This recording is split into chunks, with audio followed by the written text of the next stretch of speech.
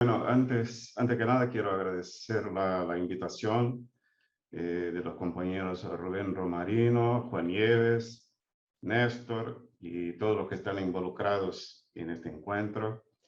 Y bueno, delante de tantas personas que conocen muy bien a Spilimbergo y su obra, voy a tratar de hacer digamos, dar una visión un poco más escueta, sucinta de lo que aprendí con Spilimbergo.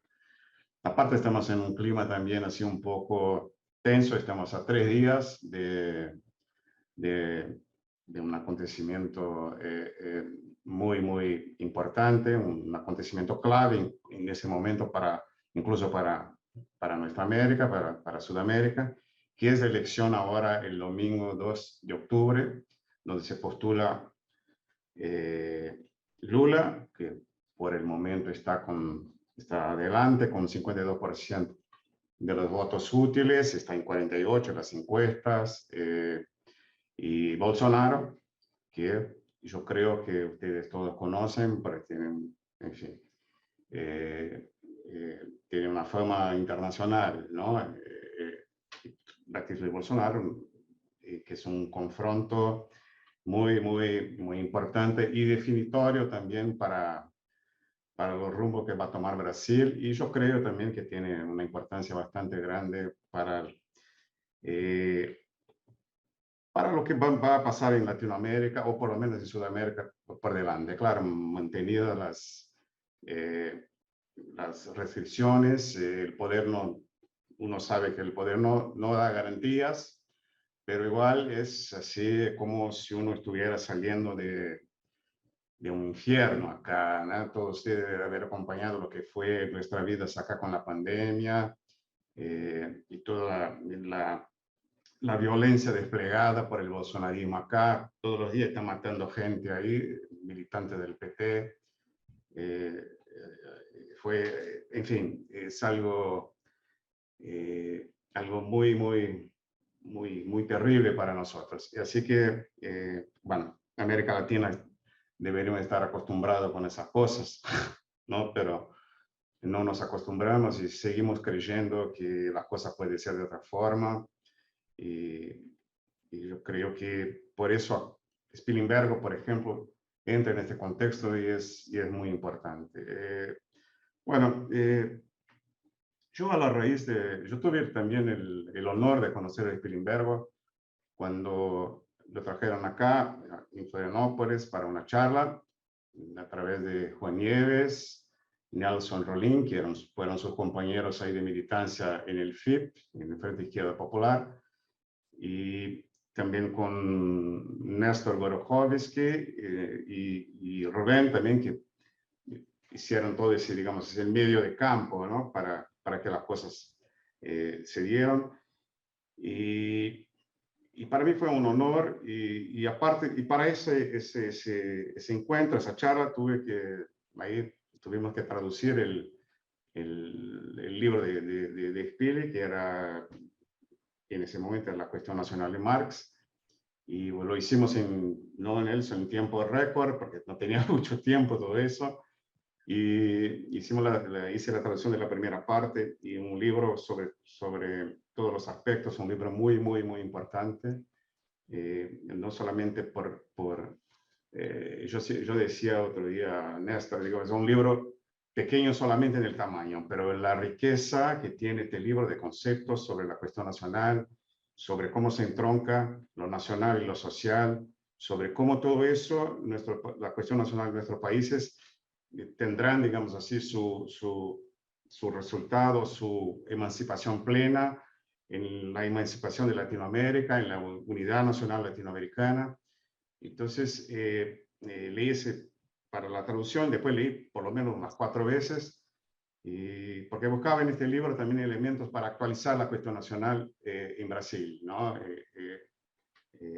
Trabar discusiones. En ese libro, por ejemplo, hay una discusión ya sobre la teoría del desarrollo, ¿no? del desarrollo del subdesarrollo. Hay una crítica ahí a la economía política de izquierda norteamericana, de Paul Baran y Suisse. hay muchas cosas en este libro, muchísimas cosas. Pero lo importante para mí es que Spilimbergo abre como Ramos también, para mí es un referente importante, pero lo que pude ver, incluso charlando acá con Spilimbergo nunca es una personalidad que nunca se entregó, siempre fue revolucionario hasta, yo creo que hasta yo, desde que lo conocí ya bastante mayor, pero nunca abdicó ni abjuró, no sé, perdónenme los errores acá del español, pero nunca abrió mano del socialismo revolucionario. Eso está en todos los libros de Spilimbergo, estaba en las charlas que tuve con él. La clave la clave nacional, que es la clave importante de la cuestión nacional, la clave importante para explicar por qué, explicar una clave importante para la revolución latinoamericana, estaba ahí de una forma siempre, de una forma que Spilimbergo se apropiaba de una forma dialéctica muy dinámica, muy fuerte, ¿no? Todo el tiempo, y no subsumía también la cuestión del socialismo en la cuestión nacional, ni aún en los frentes, ni en el peronismo, ni nada. Y ahora, y así lo vi siempre como un referente en ese sentido, ¿no? Un tipo que tenía una formación marxista muy sólida. Es impresionante cómo despliega en este libro, no solamente en ese, yo leí otros también, que son libros, yo creo que 3 libros para mí importantes de Spilimbergo: La cuestión nacional de Marx, La historia del socialismo argentino, donde, bueno, confronta ahí el socialismo amarillo, digamos así, o plan de justista, y Clase Obrera y Poder, que es un primor de ensayo donde lo histórico y lo teórico se conjugan de una forma muy, muy impresionante. Entonces, para mí, lo que Spilimbergo aporta está muy vigente, que es como habló muy bien Rada, que es está vigente porque la cuestión nacional está vigente, ¿no? Y Spilimbergo, aunque mismo en la historia más contemporánea, siempre tuvo posiciones, siempre con la perspectiva del socialismo en todo su charla, en todos sus trabajos. Siempre, sé los textos que leí desde la época de Menem o sobre después cuando estuvo acá, que en la segunda charla estaba la crisis de 2001, estuvo acá en 2002, Spilimbergo. Aún ahí estaba esa discusión, Adolfo Sá, estaba, en fin, nadie sabía lo que iba a pasar en este momento, pero siempre con una coherencia impresionante, ¿no? Y apoyó a Kirchner en aquel momento, Adolfo Sá se entronca con Menem, y ahí inmediatamente Spilimbergo, con ese conocimiento profundo de los movimientos políticos en Argentina, siempre se posicionando, a mi ver, por lo menos correctamente. Entonces, para mí, acá en Brasil, yo aprendí también, y con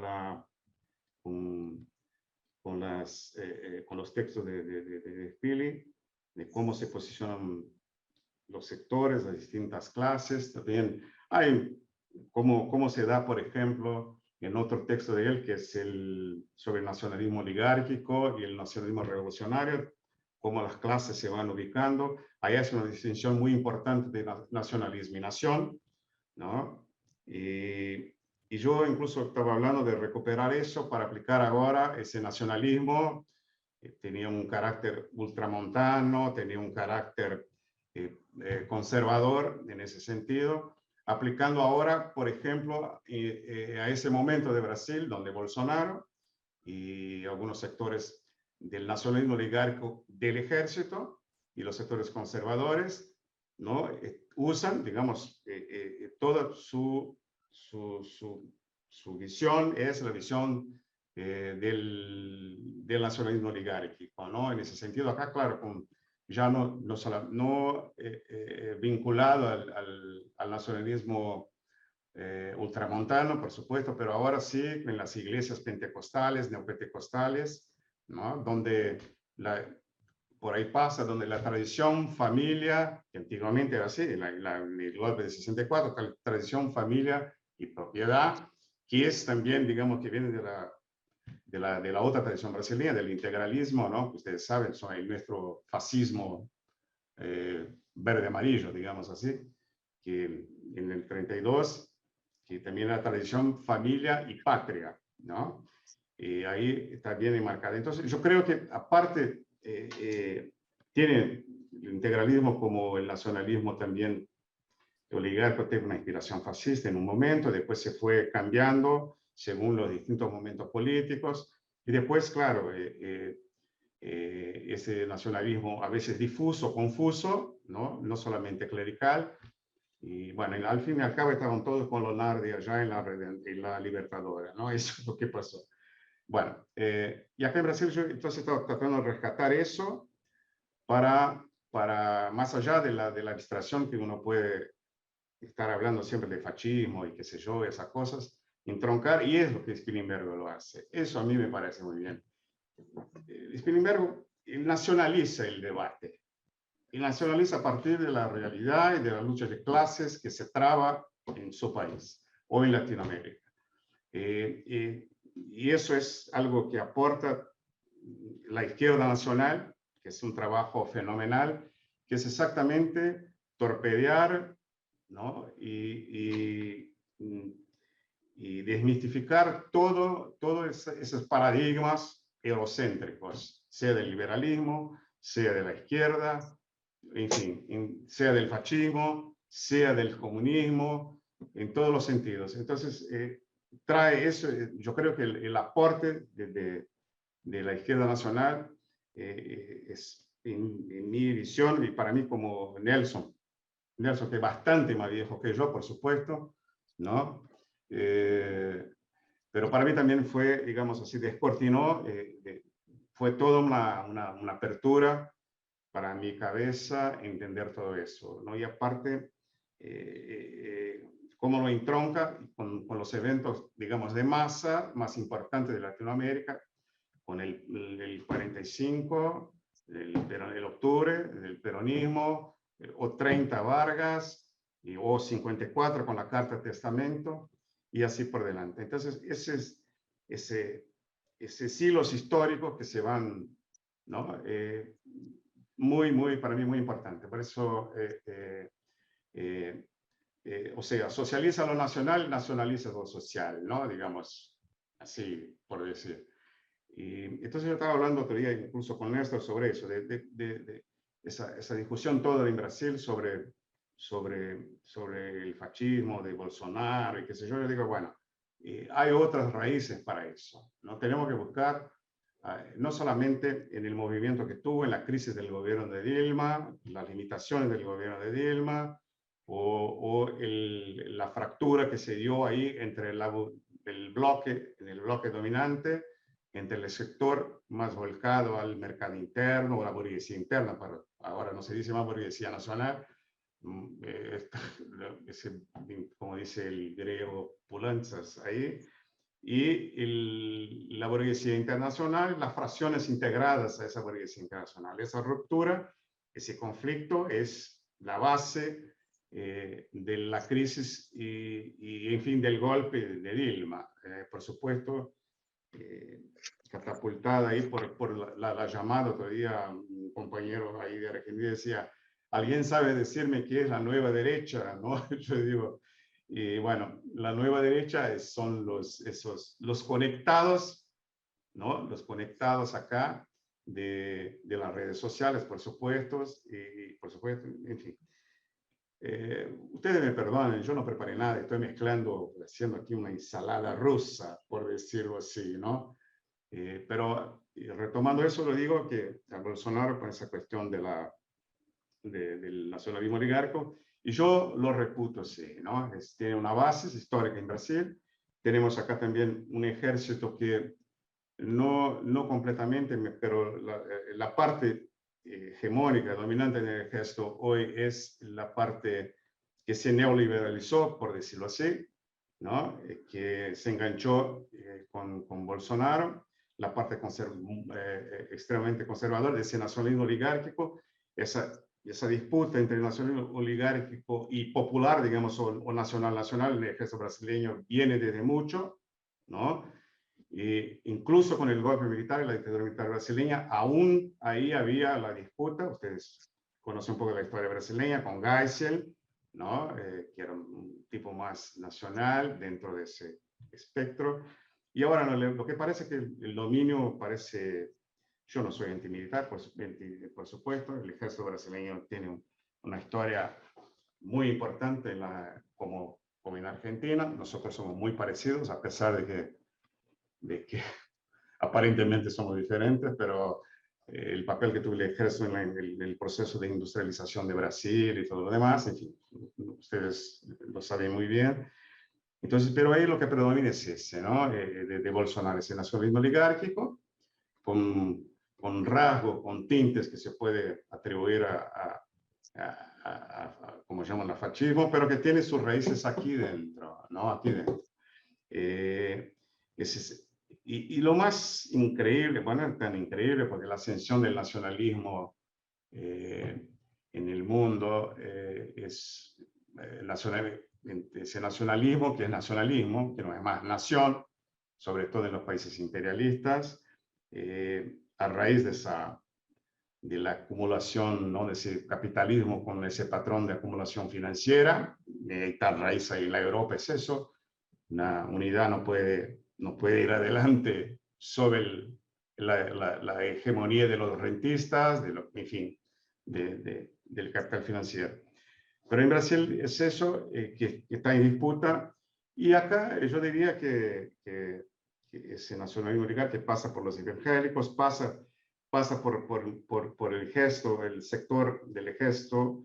Y otra cosa también que es muy importante, que es las fuerzas de seguridad, que son un gran problema para nosotros que tenemos que arreglar esto. Las fuerzas de seguridad son las policías militares, que acá son las policías provinciales, que ustedes saben, que dentro de la constitución brasileña sirven de reserva del ejército y hoy están plagadas son todas las pesquisas que anduve, las encuestas que anduve viendo otro día, es así, bueno, todos los oficiales, incluso los reclutas, todos son pentecostales y la encuesta preguntaba si era bolsonarista o bolsonarista radical y se dividen entre bolsonarista y bolsonarista radical. Y son un peligro hoy, incluso para nosotros estamos, la gente que tenía un golpe o algo así, porque tuvo en el 7 de septiembre, no el anterior, hubo realmente un intento de golpe, no fue pavada eso, pero el gran miedo era de las fuerzas de seguridad, que están alineadas con la extrema derecha y nadie los contiene. Son constantes los motines, las rebeliones, como tuvo incluso en la tierra de Ciro Gómez, ¿no? Que es el candidato del PDT. Bueno, así que estamos ahí en la expectativa de domingo. Esperamos que gane en la primera ronda, que no haya segunda. Hay un temor porque ya aparte de las mentiras, de las noticias falsas que en 2018 fueron impresionantes, el aparato Steve Bannon, de acá, el gran maestro de eso, y todas las organizaciones de derecha, extrema derecha, casi todas son reproducciones en general de los tanques de idea de Estados Unidos, todos ultraliberales y son chicos también, ¿no? El Instituto von Mises, el Instituto no sé qué, para todo eso. Y eso es también una cuestión a ser levantada. Se confluyeron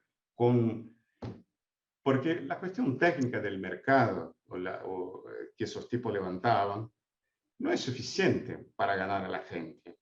Así que, entonces ahí se entroncan con los valores más reaccionarios que pueden haber, y ese sí tiene penetración ahí, por ejemplo, como los evangélicos, ¿no? Que es ese nacionalismo identificado con los valores más retrógrados, ¿no? En fin, desde el punto de vista ético, desde el punto de vista político. Entonces, ese entronque, pero esos grupos que son esa red digital, digamos, el partido digital, como llamamos acá, o como llaman los italianos, ¿no? El partido digital tuvo mucha actuación. También ahí hay una fractura, ¿no? De esos sectores que se desplegaron de Bolsonaro, pero igual tuvieron una actuación con una infinidad de noticias falsas y siguen, ¿no? Incluso ahora con el avance de la tecnología, que ponen, por ejemplo, dos de los presentadores más importantes del noticiero de Brasil, Jornal Nacional, ustedes saben, pusieron los tipos con la voz y todo el movimiento, diciendo que Bolsonaro estaba enfrente en las encuestas y que probablemente sería el ganador, ¿no?